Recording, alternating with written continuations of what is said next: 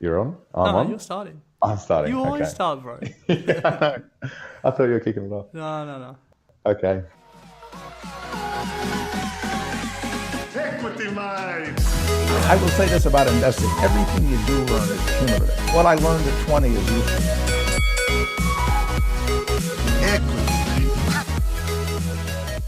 Equity Mates. Here we are again, episode 13. I'm Bryce, and I'm here with my Equity Mates buddy, Ren. How are you, mate? I'm good, Equity Mate. How are you? Very well. Good to be with you again. We've got a very special episode lined up today, one that we've been wanting to do for a while now. We know everyone loves technology, and it almost seems to be the topic of choice for a lot of newspapers at the moment and media outlets, and you can't sort of avoid it in day-to-day life. So we thought we'd do a techtacular episode where we talk about all things to do with technology, how that can relate to investing, and sort of what it means for us in our daily lives. And to be honest, it's a good indulgence for us to tell some of our favourite stories that you may not have heard before, but we find really interesting. Yeah, we've been looking for episodes to throw some stuff at you, and I think we figured that the best way to do it would be to do it all at once. So we're going to start off with we're going to start off with the current state of play, and let you know some of the things that are going on with advances in technology and what it's going to look like in the future, and also what opportunities that can present for investing in Australia and overseas. Then we're going to kick into some failed technology investments, and what's different about technology investments and what we watch out for. Yeah, so some tips and tricks of finding some stock companies and what's the differences in investing in a tech company, or if there are differences to a regular non-tech company. And then we'll finish off, as always, with the stock of the week. Let's get straight into it, Ren. As always, we like to kick off with some news.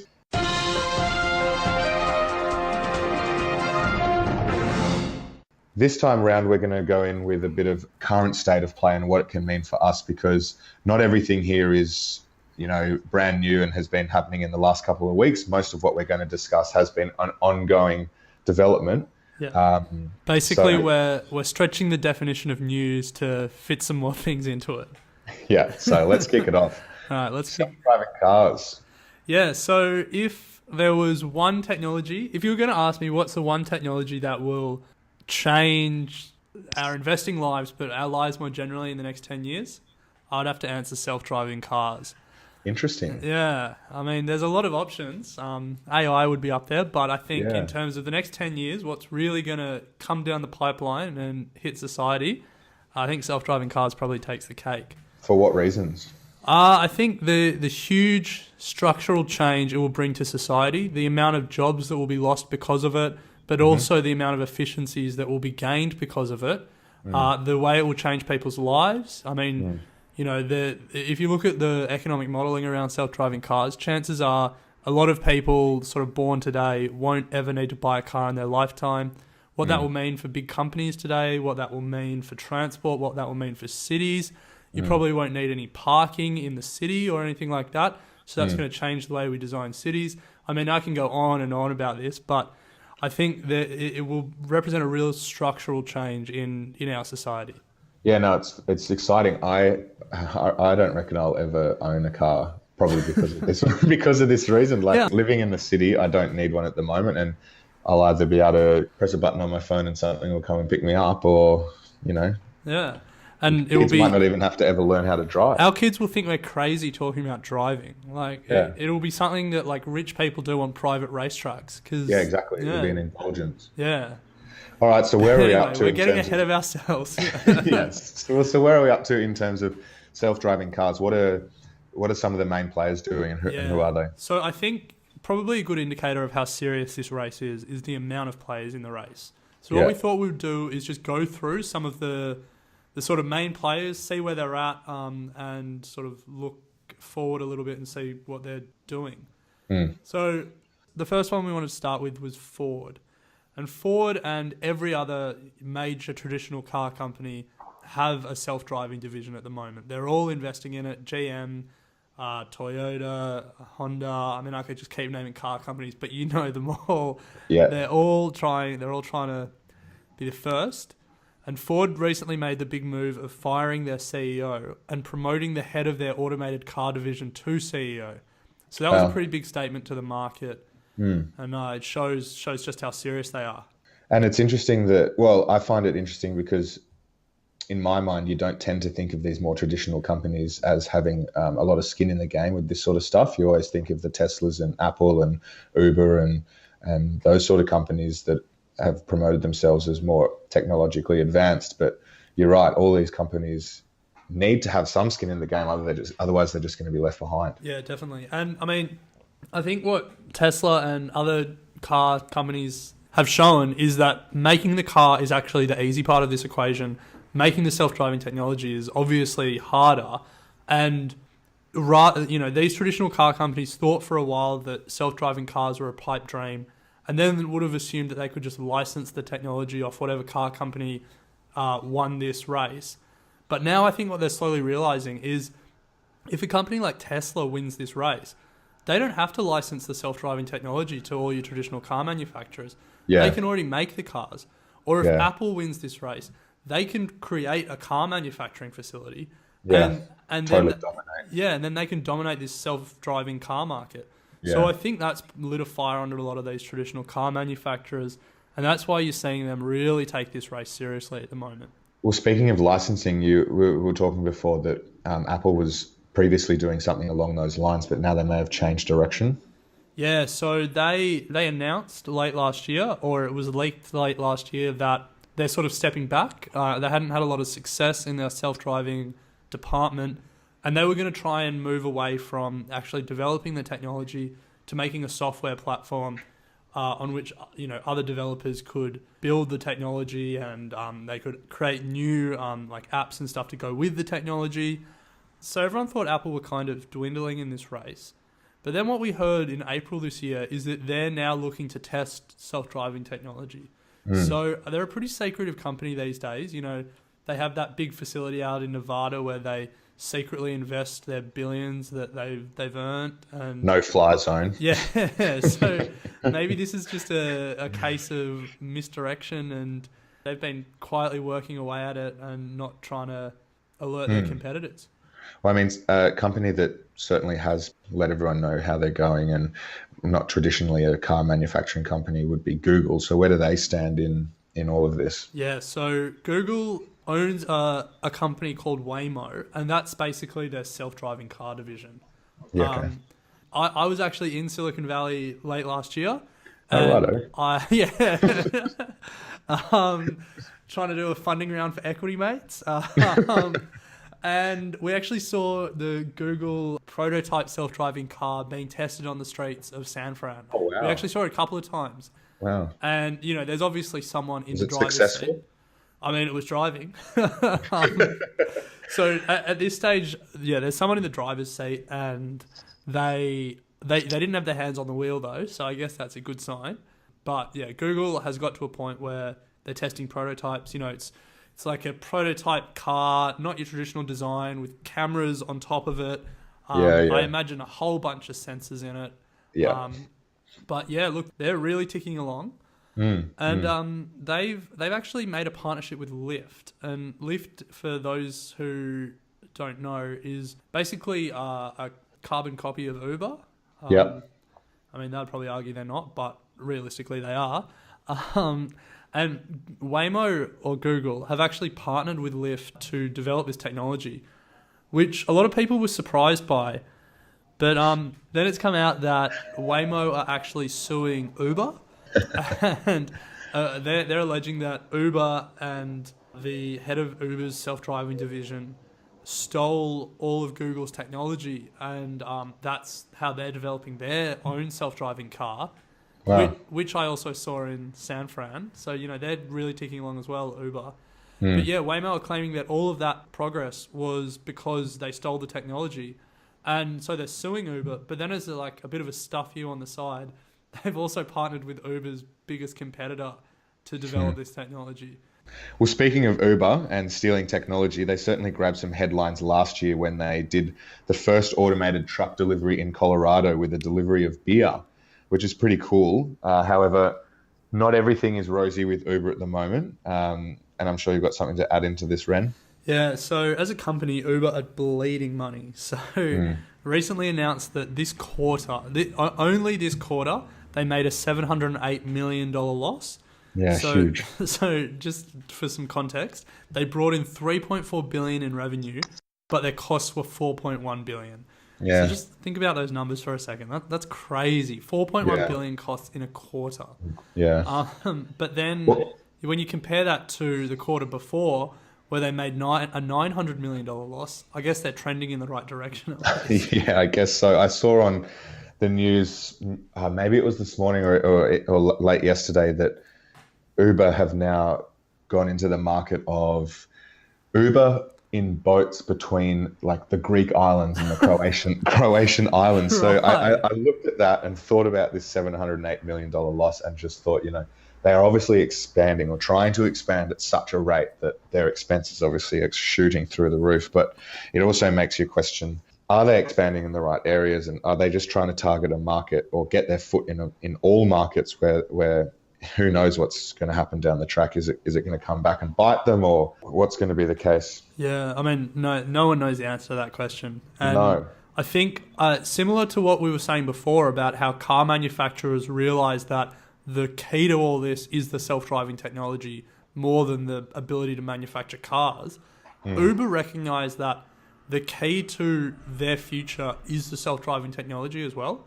Because hypothetically, if Apple makes self-driving technology first and develops the car, they'll then be like building an app that matches cars with riders is super So easy easy. for them. Yeah. And they'll have such a cost advantage because Uber's biggest cost is their drivers. Yeah. So if Apple, all they'll need to do is there'll be an upfront capital cost in developing the cars, and then they'll be able to put a whole fleet on the road that only have minimal maintenance costs. Yeah. And then, I mean, if you See you can later, pay, 30% less to get a self-driving car, there's no way you're going to go to Uber. No. And, then Apple can very slowly work those capital costs off over a number of years, but they'll dominate that market. So I think Uber recognizes how important this race is. I mean, I think everyone recognizes how important this race is. Yeah. Yeah. I'm very keen to see how it all pans out, and honestly, I don't think it's that far Well- around the corner. Well, to give you an idea of just how close it is, the last company that we were going to touch on is one of both of our favorites, we have to admit, and that's Tesla. There recently, I think it was end of last year, a video came out of a Tesla driver asleep in his car, and the car was driving through traffic. Yeah, you can actually see it on YouTube. Yeah, you can Google it. And this guy's just fast asleep in the driver's seat, and the car is just driving in traffic for It him. looks unreal. Yeah. Change the way we live, to be Yeah. honest. Oh, imagine not having to have Change the seats in way your you car, live. and you just have a couch. Yeah, the couch. Set a TV up, little fridge. Everyone commutes hassle-free. Yeah, it'd be it'd so be good. I was just going to say, I guess the question we should try and answer briefly is, so what does all this mean in terms of investing, and do we see any opportunities going forward? So from my point of view, obviously the clear ones are to keep an eye on these main players in this space and just keep abreast of where the developments are coming from, and then if you feel it necessary or you think it's a good opportunity to jump in on some of these companies, then that's obviously the main way that you can get invested in this sort of stuff. But then if you sort of look further into it and think, what does this mean for other parts of our economy, then we can start talking about, there's going to be people who are losing out on jobs because it's going to disrupt labour market. And, it's going to change the way that, as Rennes was saying before, cities are built and the way that we go about our lives. So do you have anything to add in on that, Ren?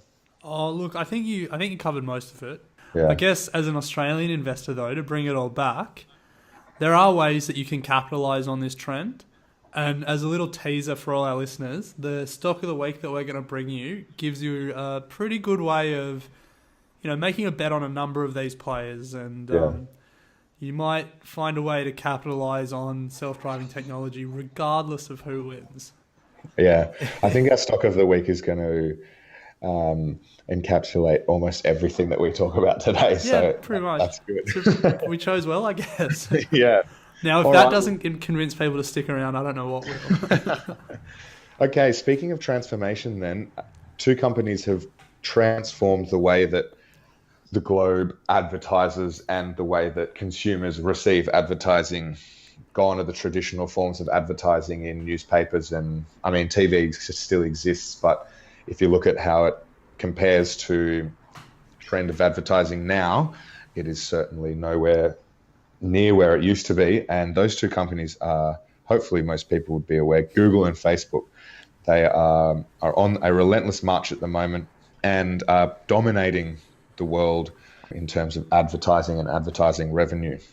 They bring in 1/5 of the Globe's ad revenue, which is an enormous amount between two companies, 1/5 of the Globe's And- ad revenue, which totals to bring in $106 billion from advertising. Yeah. And I think But- it's worth reflecting just on what that means. Like 1/5 of the Globe's advertising revenue, that means, in Russia, in China, in, like South America, like literally across the world. Tasmania. Yeah, because when you think about the traditional media landscape, every country had big media companies. Australia, we had Fairfax and News Corp. In America, there were the big TV networks and then the big national newspapers.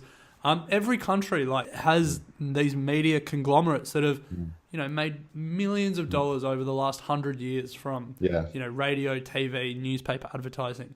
Yeah. And yet all of those companies are getting crushed at the moment by these two absolute internet behemoths.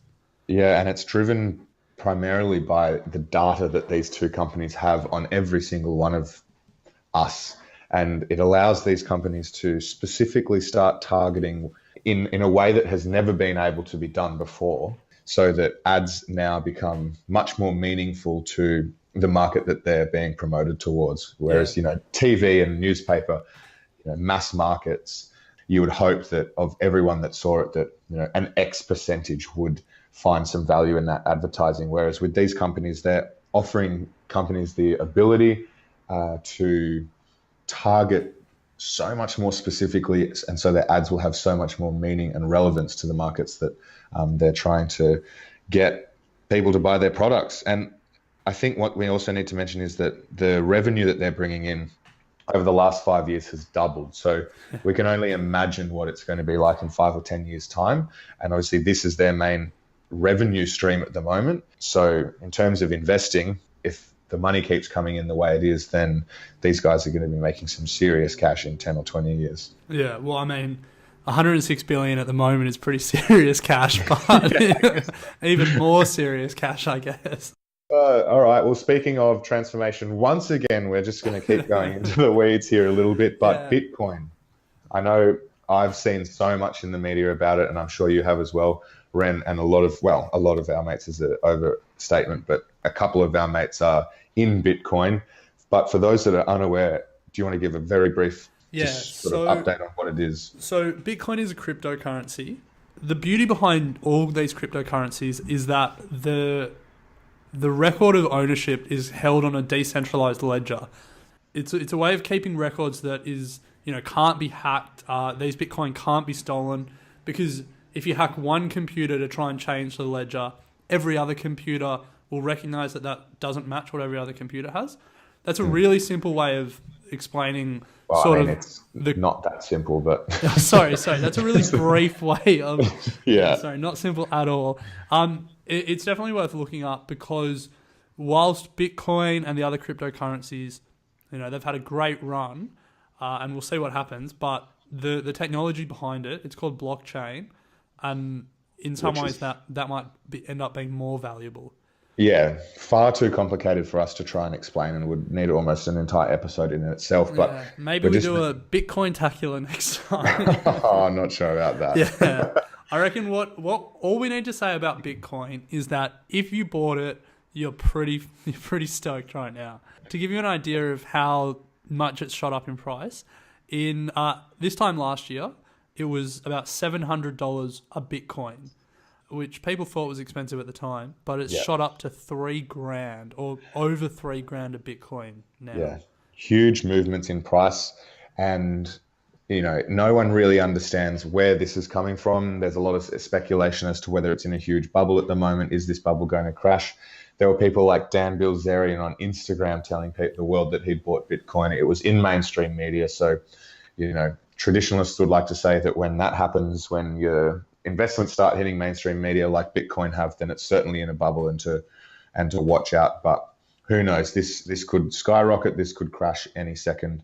No one's really sure what's going on. But, underlying it all, there's certainly a disconnect between the movement in price and the actual use and utility of the currency at this point in time. So will that even out? Who knows? But yeah, it has certainly shot up. But Bitcoin's not the only one, is it, Ren? No, there's a bunch of others, all using this same sort of blockchain technology.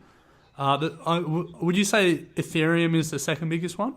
I think so, yeah. It definitely gets the second most amount of press. Yeah. And it's also had a pretty crazy price run. A year ago, it was trading at about $15. And it's now 370 or about that. So I'm kind of reluctant to talk about the rise in price for Bitcoin because I don't want people going out there thinking that like putting all their investing funds into Bitcoin or another cryptocurrency is sort of a guaranteed return. No. I think it's worth saying that Bitcoin is a pure supply and demand play. Like all of this price rise has literally just been because there's more demand than supply for the coins. There's no sort of underlying value in the asset. So this is an asset that could go to zero. Currencies and stuff, anything's a supply and demand game, but it's very unlikely that they go to zero because there's tangible value attached to that asset, to that investment. Yeah. But Bitcoin, literally, if governments get together and regulate the currency out of existence, which is a possibility in this case, you may be left holding the bag on something that's valueless. Yeah. So don't get caught up in the hype, and just because we've pointed out those huge movements, don't think that it's going to continue that way. Of course, it may, but I would be incredibly careful when looking at buying this sort of stuff. Yeah. And to be honest, I've had a look at buying some of this stuff, and to even buy or get your hands on is the wrong thing to say because it's a digital currency, but to even get involved in buying this stuff, the amount of the process that's involved in it and the time that you have to spend to actually look after your coins in these online wallets to make sure that no one comes on and hacks the system and takes it all away. It's so time consuming, and you've really got to have a solid understanding of what's going on before you get involved. So that's my 2 Bitcoins about it. I think we've sufficiently scared all of our non-tech savvy listeners. Yeah, well, let's we're going to get seriously trolled by some Bitcoin purists. Big time. Because there are some people out there that will live and die defending Bitcoin. We've probably said a lot of wrong things as well, but whatever. Give us feedback. Well, let's go one step further then and look at societies that are now cashless. Well, that are trying to become cashless. Well, yeah, trying to become cashless. And this is something that, both you and I, Ren, can definitely see becoming a reality. Yeah, so look, we might be stretching the definition of technology a little bit here, but it's definitely something that's enabled by technology, and it's something that, in the same way that self-driving cars will be a big structural change, society's going cashless will be a bigger structural change than people would first think. So November 2016 India decided to ban its 2 largest notes, which were the 500 rupee and the 1,000 rupee. So their 2 biggest notes. Yeah, and now just to give context of how big that is, it effectively banned 86% of India's currency. It's the 2 biggest notes, but it's also the 2 most common notes by a long way. Now, the primary reasons for doing this were not driven by technology. So this is where we're sort of pushing the boundary in terms of the technology.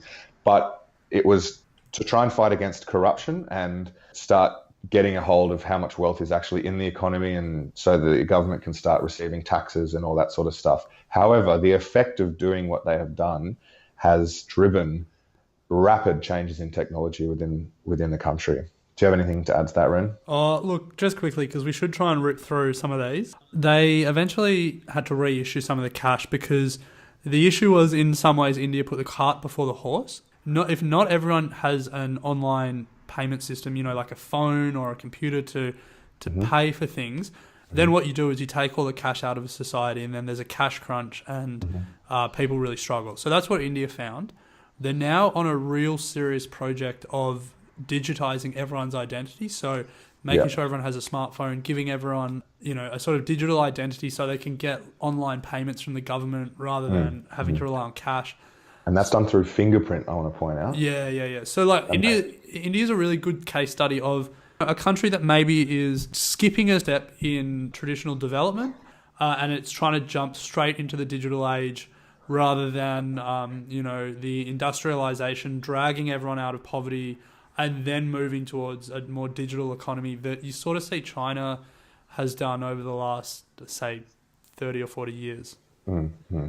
Look, I think what they've done is a very brave thing, and I think that they've just forced people into doing something that I think would have otherwise taken years and years to do. They've forced millions of people to open bank accounts, put their money into banks, and as you said, they've started this digital system of getting everyone recorded and online so they can start getting welfare payments and that sort of stuff. It's also worth noting that there's a company called Paytm, which has just gone ballistic in India, worth about $5 billion, I think. And you'd be interested to know that Alibaba has actually invested about $1.5 billion into the company, I'm pretty sure.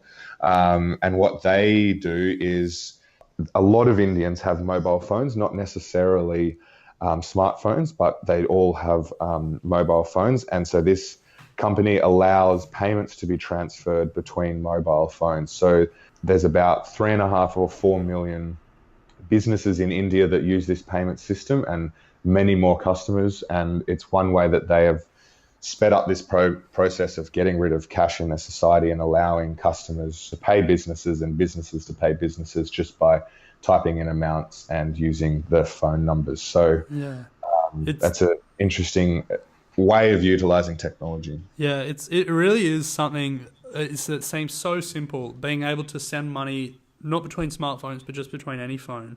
But it is actually having profound effects across the world. And if you want to look at sort of a real hub of entrepreneurism, look into some of these African countries. Because mobile payments is Middle Eastern as well. Yeah, it really is changing the continent. I guess to wrap up, I just want to mention that, we've gone from self-driving cars all the way through to cashless societies, and trying to find companies that are specifically relevant to everything that we've mentioned can be either time-consuming or near impossible for someone that doesn't have a lot of time or really know where to start. I guess why we did this, Ren, and correct me if I'm wrong, but was more to just give an update and understanding of where everything's at, but also to encourage everyone to just keep abreast of what's going on and start to develop your own ideas of what that could mean going forward, and then think about how that is going to sort of shape your investing sort of philosophy of companies that you can see 10 or 20 years down the track having some sort of impact. Yeah, definitely. And look, I think in a general sense, the reason that I love investing and I'm sort of drawn to the study of it is because you get the opportunity to be, a student of the world. It's not often that we could talk about 3 pretty diverse topics and just talk about how these things are going to change the world. And it doesn't always have to be that, cashless society, okay, well, I'm going to invest in this mobile payments company. But you can think of the second order and third order effects down the line. So, definitely. Mobile payments are going to become a bigger thing. This will enable far better commerce in regions that were generally plagued by corruption and crime and stuff like that. What does that mean for the continent of Africa or countries within Africa? Maybe there's, something in there that you can look at to invest in. So it's about just literally reading as much as you can, learning about as much as you can, and just thinking about the second and third order effects, and just be a student of the world. There's more investing opportunities out there than we have time on this earth. So just keep learning. Yeah, nice one. Well, moving on then. So, Now that we've got everyone really excited about the potential for technology, I think we need to temper those expectations a little bit and talk about tech investing gone wrong. yeah. And then maybe what people should look for when they're thinking about investing in a technology company. Well, I mean, yeah, true. So 1997 to 2001, I'm sure people have heard of it. And if you haven't, that was the era of the first internet boom, otherwise known as the dot-com bubble.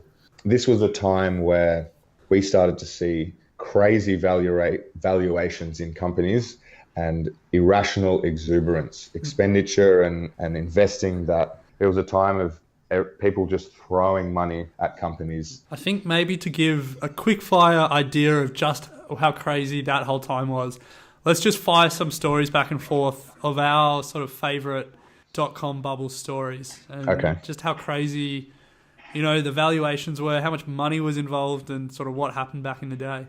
All right, kick it off. Well, look, one of the ones that I'm sure no one's heard of today is Boo.com, which raised hundreds of millions of dollars and then burnt through $188 million in just 6 months trying to build a global online fashion store. It went bankrupt in 2000. Broadcast.com, which was Mark Cuban's initial company that he began, he later went on to sell that to Yahoo for $5.9 billion.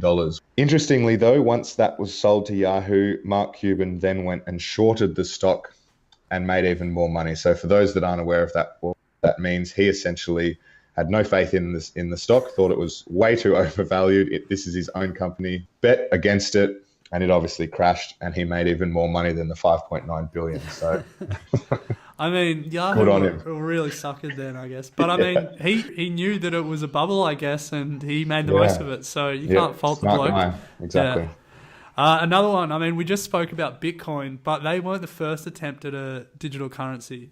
Flues.com was an online digital currency that folded in 2001. But they had their moment in the spotlight because Whoopi Goldberg, in one of her lesser-known appearances, actually acted as their spokesperson. This is ridiculous. GeekNet, which I haven't heard of up until this point, when they had their IPO, or initial public offering, which is the day that they become available to retail investors on the stock market, they floated that day at $30 at opening, and they closed at $239.25 per share. What a day. In one day, they gained 698%. The year after that IPO, however, their share was worth $8. So they... You better hope you sold at the top. No, you just sell that day and walk away with 700%. Yeah, what a day. I mean, in a similar vein, another company that I'm sure no one's heard of, InfoSpace. In March 2000, its stock price cracked $1,000. It reached $1,305 per share. Which back then... Yeah, I mean, that's crazy. I mean, we're talking about Google cracking $1,000 a share now. Yeah. InfoSpace, just as big a company as Google back in the day, cracked $1,000 a share in March 2000. By 2002, it was trading at $2 per share. So that's obviously a company that has seriously gone bust. Yeah. 2001 was the burst of the bubble. 2002, it's worth $2 a share. You'd be Unbelievable. spewing if you held on to it. The big company that everybody's heard of, Books A Million. No one's heard of them. 25th of November, 1998. So just after the boom started kicking off in a big way, it was trading at $3 a share. 2 days later, it was $38.94 a share. So $3 to $38 in 2 days. People were making a fortune off these companies. Or people were losing a fortune. 3 days after that, 30th of November, 1998, it reached $47 a share. So we've gone from $3 to $47 in the space of 5 days. However, 2 weeks later, everyone realized what was going on. Books A Million didn't make $1 million, and it was worth $10 a share, and everyone lost their millions. Now this brings us to my favorite. I don't think you can beat this in just a crazy tech boom story. So this company was called Pixelon. It sold itself as a company that offered higher quality video streaming. And it raised $23 million and then spent $16 million of that on a .com launch party in Las Vegas featuring the Dixie Chicks, Kiss, and they even got The Who to reunite just for that party. And they called it iBash 99. What a name. 16 million. 16 million on a party in Vegas. Oh my God. Yeah. Now, probably not surprising to anyone, within a year, the whole company collapsed as when they admitted they misrepresented or completely faked their technology. But what was surprising to a lot of people is their founder, named Michael Fenn, was actually a convicted felon on the run called David Kim Stanley. Now, you probably think we're making this one up, but Google David Kim Stanley. This did happen. This party did occur. The Who reunited for it. And if that doesn't sell what the tech boom was like, well, then nothing will. I know. Some crazy times, and you still hear people talk about it. People either made an absolute fortune and are still incredibly rich from it, or people lost an absolute fortune. I mean, lessons from this, and it's easy to say that it happened a while ago and we've learned our lesson and whatnot, but the first thing that we can take away is that investors obviously got caught up in the potential of what the internet could bring, and that they forgot to do their fundamental research and valuation of the companies. They got carried away in all the money that was being thrown around, and as a result, we're investing in companies that had nothing and no substance behind them. And I mean, look, we laugh at all these people, but the reason they invested so much and the reason that it was such a craze was because the theory was that the internet would change the world and that all businesses would move online. And these investors actually weren't wrong. I mean, like, look at the world today. All the biggest companies are internet companies or technology companies. Retail has moved online, like Netflix and stuff. Everything is done over the internet now. Yeah. Whatever good or service you want, it's online. So the investors' fundamental thesis was right. The issue was that they got so caught up in this new technology that they didn't look at the actual companies that they were investing in, and they didn't think about whether what they were actually buying was a good price for the company. They just thought the internet will change everything. Who cares what we pay? Because, Books A Million is going to be selling 1 million books a day online, regardless of how many books they were selling online. Pixelon had The Who. Yeah, I mean, they got them to reunite. Like, video streaming, it's going to be big. And these theories weren't wrong. Amazon was a bookseller that's now the biggest retailer in the world. Yeah. These investors had the right thought process, but they let their emotions and the emotions of others get in the way, obviously. So it's easy to look back and say that was in hindsight and that it's not going to happen now. But there are examples at the moment that put into question, have investors actually learnt their lessons? Yeah. For example, Facebook has gone ahead and bought WhatsApp, which is the online mobile application messaging service, for $19 billion, despite WhatsApp only having a revenue of $50 million. Another one was Twitter filed for a $1 billion IPO before it was even profitable. And Amazon's price to earnings ratio is at 184. So for those that aren't aware, that means you're paying 184 times their earnings for their shares, which is an incredible amount. Yeah. And something that in this day and age would certainly put it into the spectrum of very overvalued, but who knows? Yeah. So what does that mean? So I guess, the question that we have to ask is, are investors making the same mistakes as they did in the early 2000s, or are we missing something with, those sort of examples that you just talked about? Well, what do you think? So technology companies are unique in some ways. A lot of them are sort of all or nothing plays. And what do I mean by that? So, a traditional business that you're investing in can have a 30% market share, strong profit margins, and be a good investment. Like as an example, Woolies.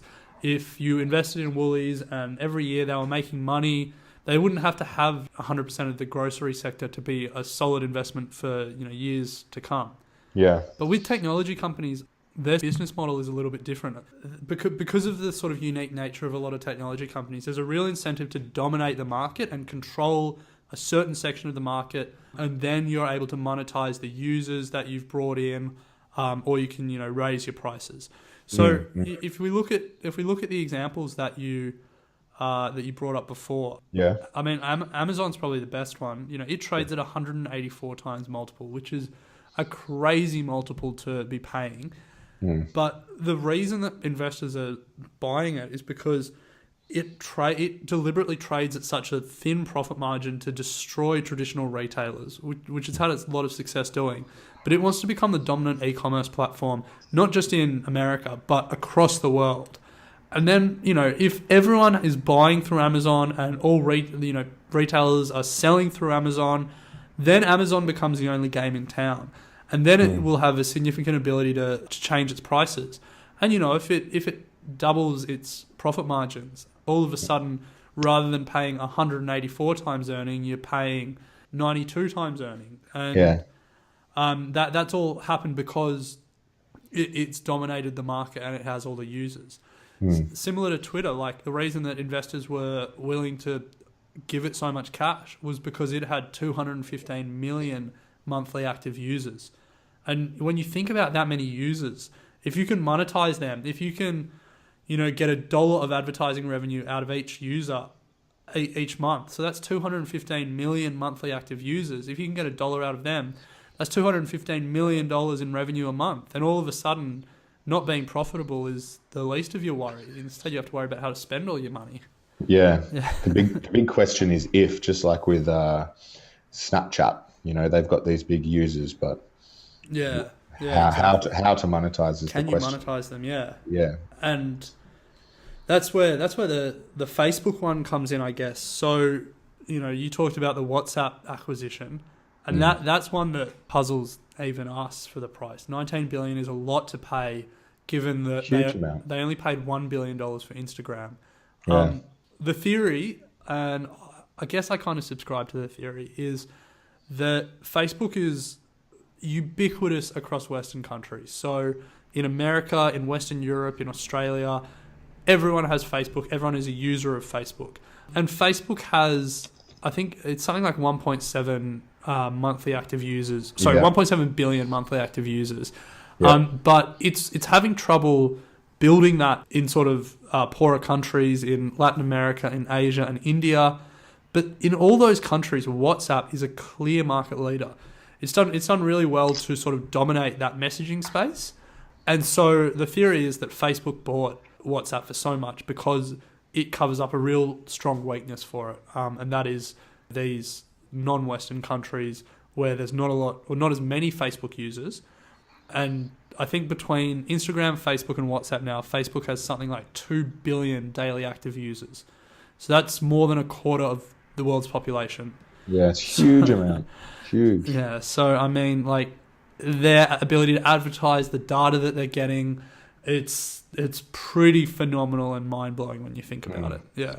Yeah, so tech companies are the same, but they're different, which can be a bit confusing, I guess. So in essence, investors are willing to accept bad financial figures if they can see a path to the market domination and to later monetizing that domination.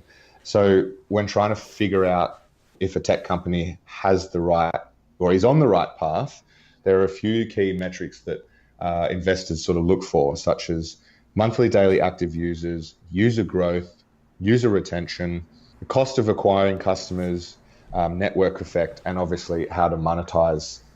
So we'll briefly give you an idea of what all of those mean. Do you want to kick off, Ren? Yeah, sure. So monthly or daily active users. Now, that's something you hear a lot. Yeah. The best way to explain it, have you ever downloaded an app or signed up to a website and then never visited again, never opened the app? Yep. Well, yeah, everyone has, and you're not alone. Tech investors can be fooled by total user figures. Everyone has downloaded the app. So what investors want to look at is the daily or monthly active users. That's the amount of people that use the app or the website every month or every day. They're the important users for these companies because they're the reoccurring people that are going to the website and that can be monetized. So user growth, and as the name suggests, that's what they look at. This is a better indication of a company's growth rate as opposed to something like revenue growth rate for traditional companies. So if a tech company is having a crazy user growth but no revenue growth, that is okay, as long as you can see, and management have talked about and explained, that there is a way to monetize these users in the future. Yeah, definitely.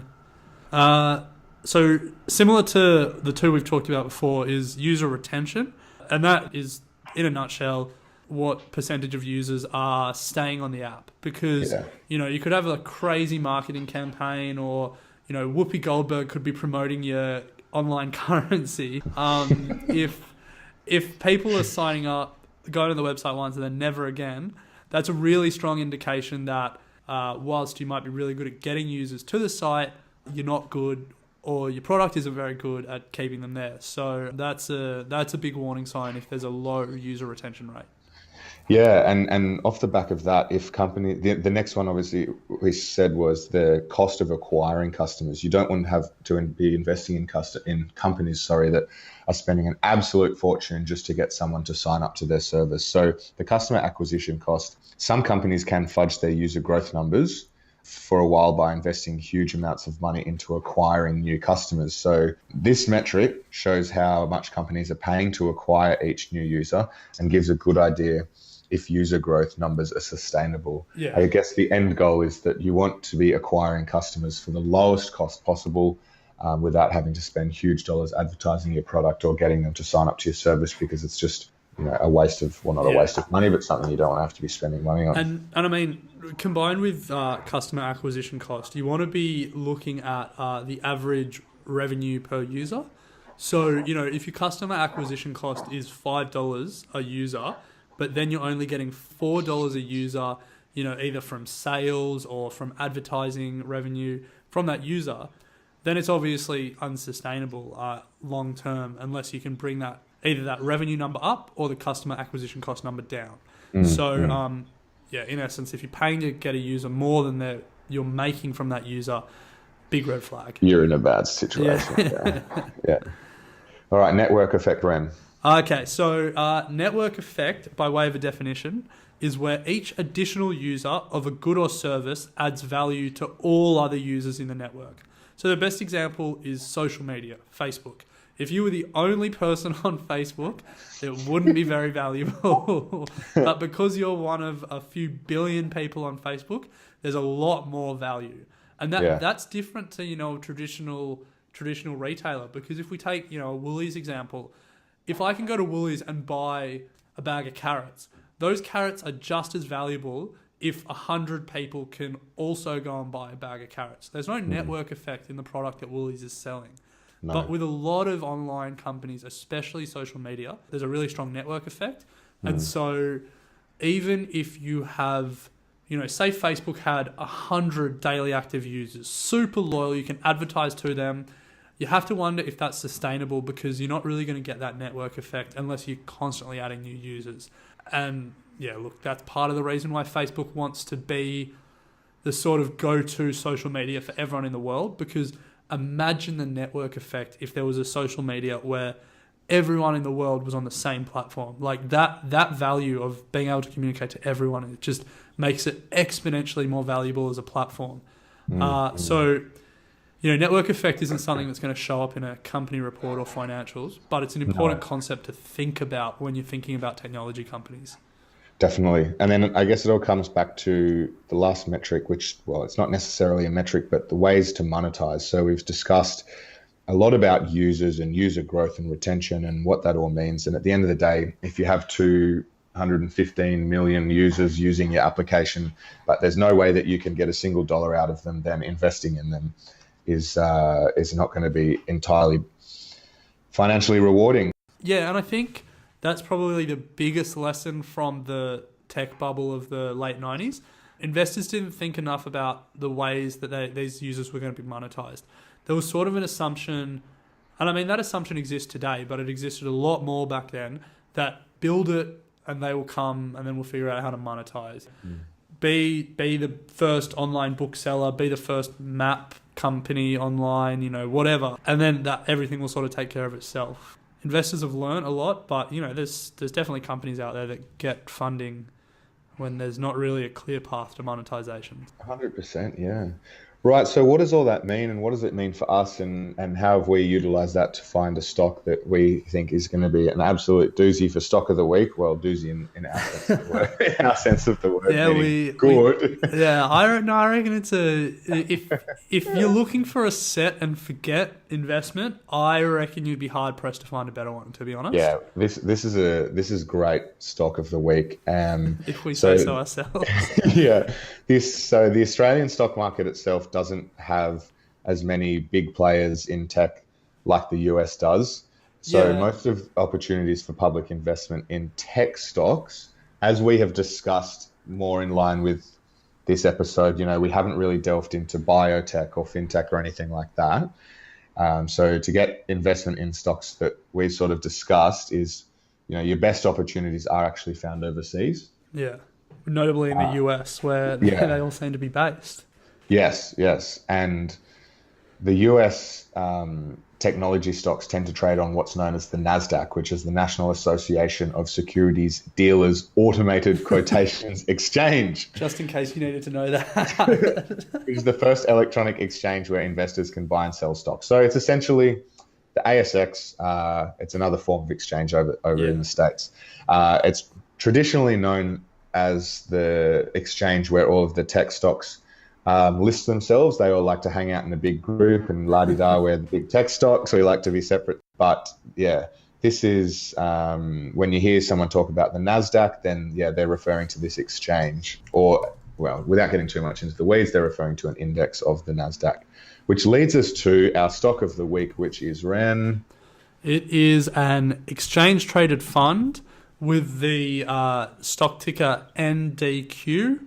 And what it is simply a basket of the top 100 non-financial companies traded on the NASDAQ.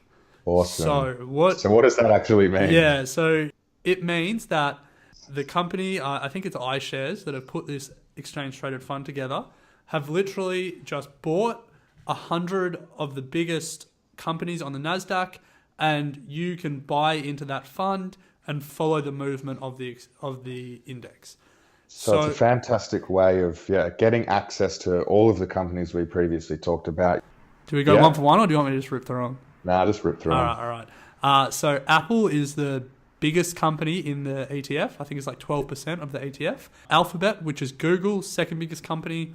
Microsoft, Amazon, Intel, Cisco, Comcast, that's the American cable company, if you haven't heard of them.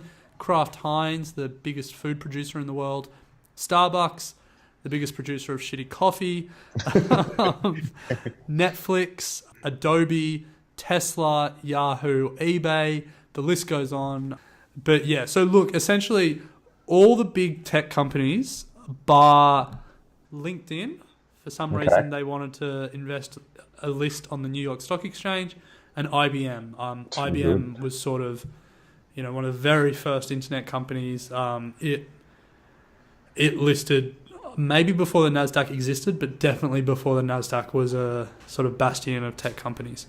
So, nice. This is a good way of getting exposure to a broad range of tech companies. It's a great way of, it's good to have in your back pocket as well when this index starts to boom. You can chuck some money in. This is one that we're going to be adding to our portfolio online to hopefully offset the losses that we're seeing coming from Bear at the moment, which was a stock that we chose a couple of weeks ago for particular reasons as well. I'd probably have to say this for legal reasons. I actually am an NDQ owner. Nice. And yeah, look, it's probably worth saying that a lot of people are talking about the NASDAQ being pretty fully valued at the moment, as in they expect to crash. I am a little bit more bullish than a lot of people. I think there may be a short-term correction, but I think some of the things we talked about today, especially the advertising story that we didn't spend as much time on, but I think the consolidation of this much advertising revenue is going to keep the NASDAQ churning along pretty nicely let alone all of the new technologies that all these companies will develop. Yeah, no, I agree. I think this is a very long-term play. I think this stock could be worth a lot more down the track. You know, you just look at these companies and the potentials that they have, and I can't see, yeah, as you said, short-term corrections, yes, long-term gains for sure. So that's it. NDQ, we'll throw it up. We'll invest 1,000 through IG. Yep. At Still haven't- $8 a trade. They still haven't reached out to us about that sponsorship, but you know, Still haven't reached we'll out. put the offer out again. But that's it, Ren. Another great episode. Yeah, that was a Tech-tacular. Yeah. Maybe we'll have a Tech-tacular 2.0 later down the track, or we'll do a Tech-tacular and discuss some of the other things going on in the tech Mate, world. we could have waffled on for a whole other episode here. I reckon. I know, we didn't. Yeah. probably forgot. worth saying, if you want any other form of tech, or not tech-tacular, any other tacular, you know, if you want us to do a deep dive on something, shoot us an email, shoot us a tweet, shoot us a Facebook message. Yeah. You know, whatever. There's 100 ways to contact us. Let us know. We'll be happy to do it. Yeah. So as always, thanks for listening, guys, and we will be back in a couple of weeks. Equity Mates and the people appearing in this program may have positions in the companies mentioned. This is general advice only. Please speak to a financial professional to understand how it may pertain to your individual situation.